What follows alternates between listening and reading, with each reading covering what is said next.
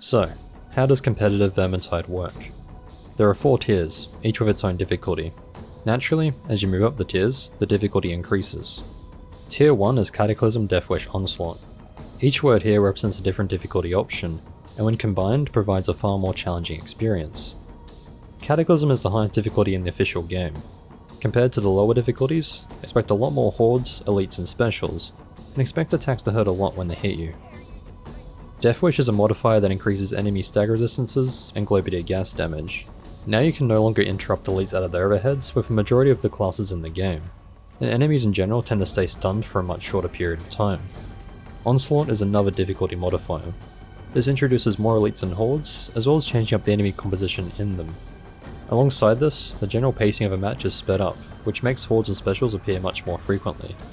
This cuts out a lot of downtime throughout a run. Events also see huge changes of Onslaught. Every map has their events reworked to make them more difficult, and sometimes completely new ones are added in. Tier 2 is Cataclysm 3 Deathwish Onslaught.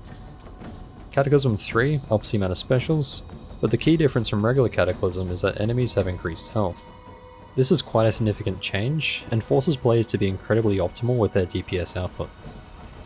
Tier 3 is Cataclysm 3 Deathwish Onslaught Plus.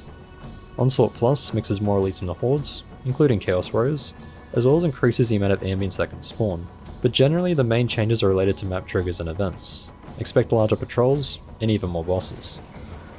Tier 4 is Cataclysm 3 Deathwish Dutch Spicy. Dutch introduces more elites and hordes, increases the amount of ambience, and raises the amount of specials even further, as well as speeding up their spawn rate.